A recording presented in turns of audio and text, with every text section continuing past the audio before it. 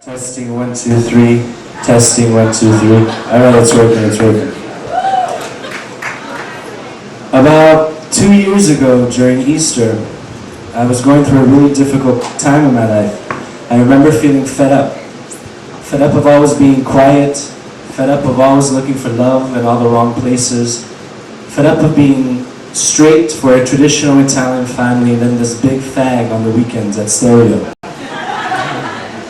Then one day my mom, being like all mothers, they have a sixth sense, she began pestering me. You're always down.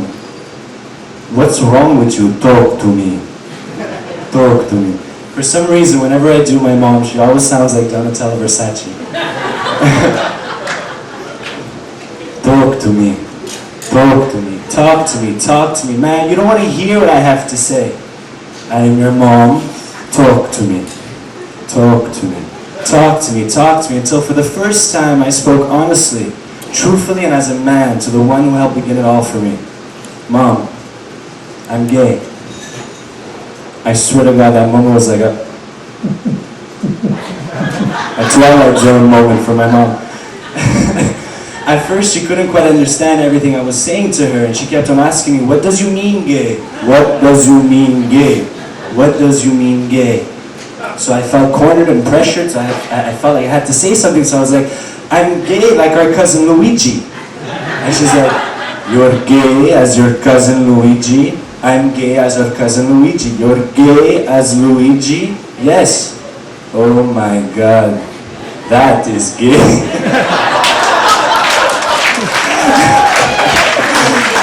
Then something wonderful occurred. She understood. Did she do a backflip? No, she shot a fucking Easter egg. But she understood. And now, 2 years later, she's helped me come out to the other members of my family. She's helped me become the person that you see on stage. And as well as helped me become one of the biggest drag queens here in the city. I go by the name of Paulette Cacahuete. What did I learn from this experience? What did it teach me? Well, it's that in order to see change in someone, a person, your society, anybody, in order to see change, the person must be willing to speak honestly, truthfully, and without fear.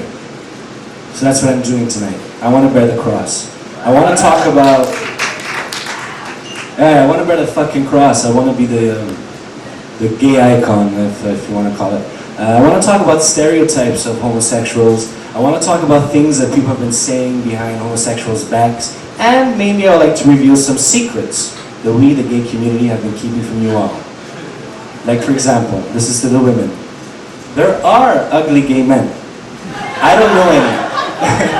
I personally don't know of any, but I heard there's ugly gay men. Well, okay, let's get to the first fucking big topic, okay, guys? Fucking in the ass. Okay. Don't act so surprised. It's not like I just revealed the secret to a caramel bar, okay? The one act that clearly acknowledges us as a homosexual species is the act of fucking or getting fucked in the ass. Some of us fags claim to be the top. I'm a giver. I just give. While others claim to be the taker. I just take. I love it. I just take. Personally, I think it's bullshit. And I'll tell you why. And I might have a lot of gay people upset with me. Well, fuck off. This is the reason. If you are a gay man, and if you plan on living a long-lasting relationship with a gay man, you have to be, at all times, the giver and the taker, and not just the giver. So many times I go out into clubs and I meet people and they're like, well, I just give. I don't take. I just give. Well, you know what? Let me tell you something, giver. Let's just say it's Sunday afternoon. You're hanging out at home, you're hanging in your apartment, and all of a sudden the doorbell rings. Ding dong! You go open the fucking door, and it just so happens to be David fucking Beckham with a bottle of port and a Ferrari parked in front of your fucking house. I'm really sorry, Mr. Giver. I was just wondering if I can drink this bottle of port with you and then poke you in the fucking ass. Do you think there would be anybody, any homosexual, that would say no? Personally, I don't think so. And to the givers who still dispute this fact, well, I have one thing to say to you all. One day, and one day very soon, Mr. Giver, you will find your Moses, and he will split your ass as he did the fucking Red Sea.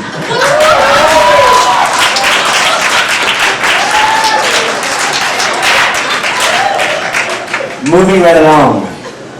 AIDS. Oh no, the big one. He's talking about AIDS, HIV. Do you believe there are still people in this world who... Can you believe it? There are still people in the world who believe that AIDS is a homosexual disease and that AIDS is a way for God to seek vengeance on those homosexuals? Fuck off, really. Every time I travel, you always meet someone who's like, how many times, to all the people in the room, how many times have you heard this?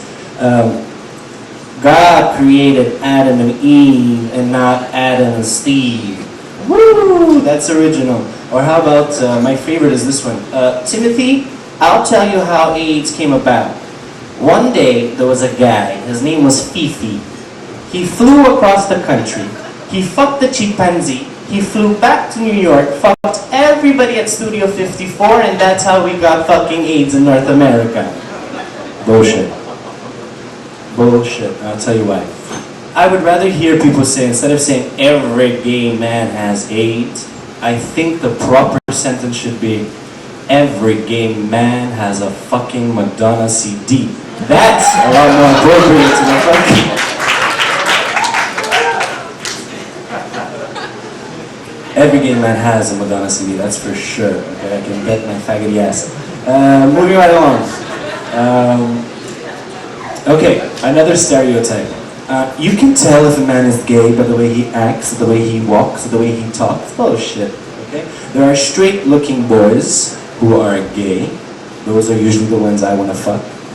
And there are... those are the ones that turn me on, really. Woo! And, give it up for those straight-looking boys who are gay. You fucking love them. Yeah! Woo!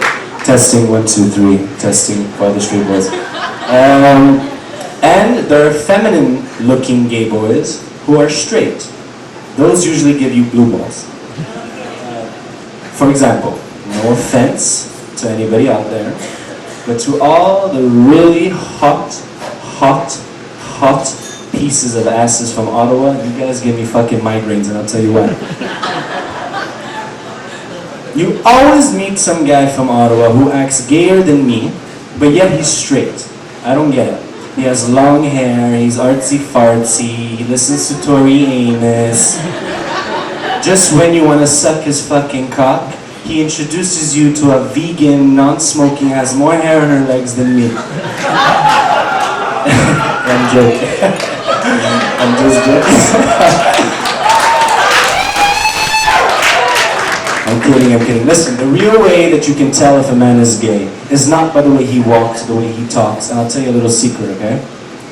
The real way that you can tell if a man is gay is by his eyebrows. We gay men, we invest more time plucking, trimming, waxing our fucking eyebrows than we do playing sports. I have never seen a gay man with a connecting eyebrow. That doesn't exist. No, it doesn't. By the way, as well, you know, we should be consider ourselves fortunate that television and cinema nowadays, they're making like progress with the gay community. Yeah, right. Every gay show that I see, the characters are like super gay. They're more gay than they are a character. For example, a Queer Eye for the retarded guy. What the fuck is that all that? Or Will in Disgrace. Oh look, I'm gay.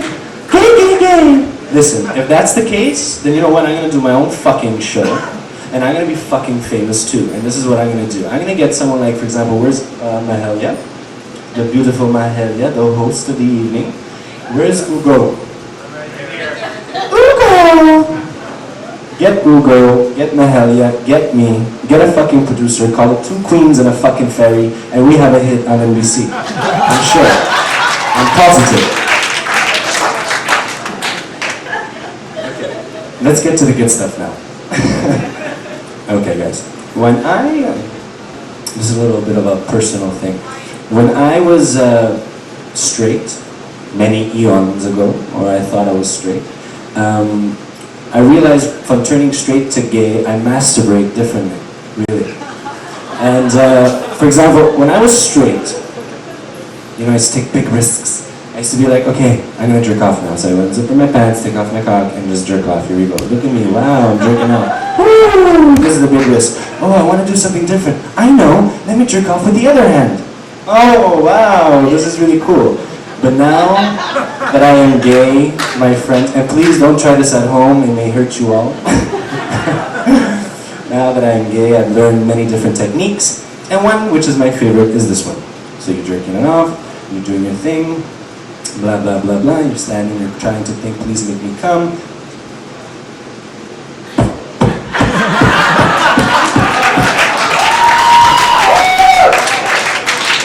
Yeah. That is the way you will come, okay?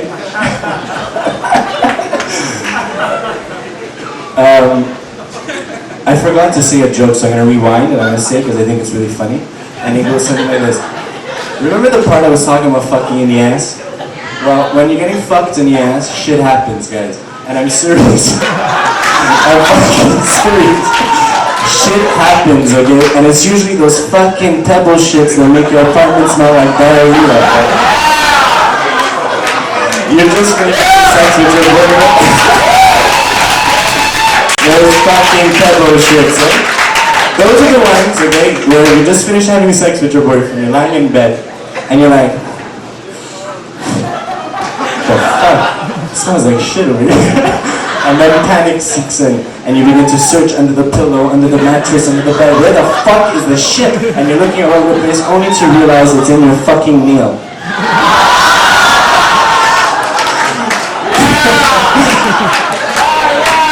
Yeah! There's all kinds of shit, by the way. This mushy, fall on your chest shit. That's the one where your boyfriend or your lover is writing you and it's like, you're freaking out. That's the worst. You're paralyzed. When that happens, you are fucking paralyzed. Let me tell you something. Nothing can ruin a moment or break up a relationship than a guy shitting in your bed, okay? I don't give a fuck how cute he is. He comes to your house, he shits on your linen sheets, it's over, dude. You need to go. Now I lost my train of thought, so I'm gonna go think about, oh yeah, by the way, I have a little shout out to the audience. I've been looking for someone, and maybe you guys can help me. I haven't seen him in a couple of months, and I'm fucking really miss him a lot. His name is Dick, and if you guys see him, and all of you who know where he is, and you know who you are, and you know where he is, tell him I'm looking for him. Tell him I'm looking for him, and tell him when I see him, I need to have a little bit of an oral conversation with this bastard. I haven't seen him in 2-3 months. I love Dick, personally. I just like to take this moment, it's gay pride and all. I like to say I love Dick. Holding this microphone reminds me of Dick, in fact. But I love Dick. Gay men, we love Dick. We fucking love Dick. We see Dick and we become king of the jungle. We see Dick, we become vampires looking for blood. Dick for a gay man is like an asthma pump. Dick for a man is like Nicorette, cigarettes, fucking crack. Yeah, I'm gonna try some spoken word, okay? Here we go. Dick. Let's try this. Dick. I love Dick. You can suck it, play with it, talk to it, jerk it, stick drive it, shove up your ass, stick it in your throat, wear it as a fucking choker. You can turn soup with it. God, I fucking love Dick. Gay men, we love Dick. And correct me if I'm wrong. Nothing is hotter than to be with a man who's fucking beautiful and he has a rise in his Levi's. Okay. Moving right along, last but not least, which is always better than cute but small dick, we all know that this weekend is gay pride. Yay! Let's do crack on the streets. It's like one big rave on Sunday. For all of you who never went to gay pride, you guys don't know what you're missing, okay? Take off those shirts and dance it up for 10 hours. this weekend is Gay Pride, and personally in my life, I would really love to see it change so that it's no longer a Gay Pride Day, but a day of pride, no matter who the fuck you are. That's right. By the way, where's the camera? If you are gay, it doesn't matter which hole you put it in, as long as you put it in a hole. Happy Pride. If you are black, happy Pride. If you're Puerto Rican, if you're Spanish, if you're Italian, if you speak and no one understands you, happy Pride. If you are short with fucking big hips, happy fucking Pride. If you're from St. Leonard, happy fucking Pride. Absolutely. Yeah. I am. I live 2 corners away from Jean Talon. Then you don't get more St. Leonard than that, man.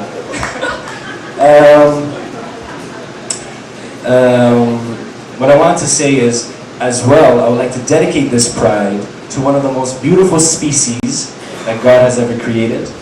And I don't think we ever give enough tribute to this beautiful species, and that is women. Women fucking rock. Women fucking rock, okay? Gay men love women. Women and gay men have had a relationship since the beginning of time. They have been our friends, our sisters, our mothers. They have loved us when no one else has loved us. They have been friends with us when no one else has been friends with us. They knew who the fuck we wanted to fuck even before we did, and they lent us their shoes on occasion. Thank you, Tina, and your size 9 heels. You made coming out that much more easier. But one girl in specific changed my life. Besides my mom, besides Madonna, besides RuPaul, this girl in specific changed my life. When I was about 12 years old in junior high, recess was always a tough time for me. The bell would ring, and you had 15 minutes, and for me it was like, other kids would be like 15 minutes of playtime, for me it would be like 15 minutes of hiding. What do I do? Where do I go? I didn't have many friends. All the Guidos and Tonys and Francos and Jonathans and whoever didn't really want to hang out with me. I wanted to fuck them all, personally. Maybe that's why it caused a little bit of attention. I think that's what it is looking back after 10 years. So recess would hit, I would have 15 minutes, I'll be hanging around in the schoolyard, me and my rocks, because really that's all I had, I would collect rocks, and I had a fucking headgear. For those of you who don't know what a headgear is, it's basically wrapped around your fucking face. If that doesn't cause awkwardness, I don't know what does. So one day, I'm hanging out recess, me and my rocks and my headgear, and I get a tap on the shoulder.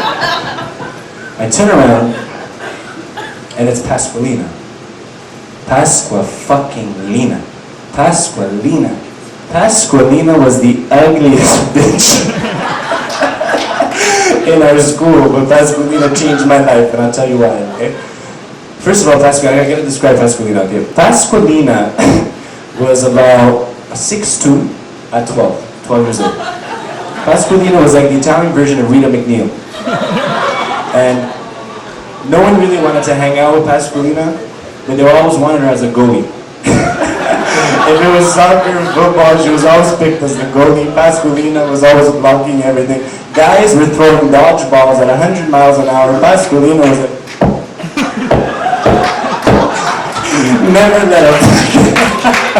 She never let a ball in the fucking net. She's a bit retarded now, but she was really a good goalie. And she changed my life because one day I was hanging out and she tapped me on my shoulder and she said, "Here, this is for you." And I turned around and I'm like, "What?" And she's like, "Here, I want you to have it." She gave me a skipping rope.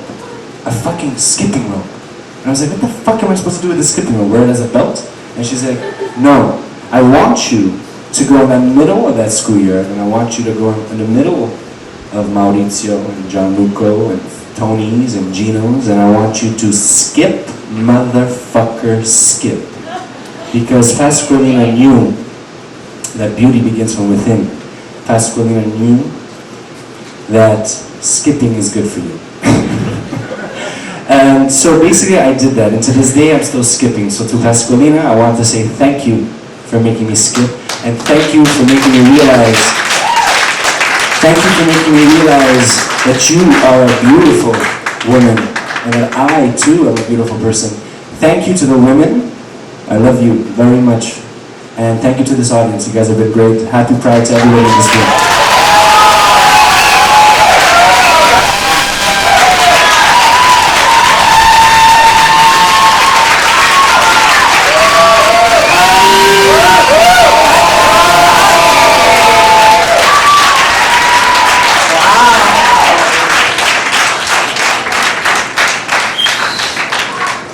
That was his first time doing this monologue, people, so yo, give it up for him one more time.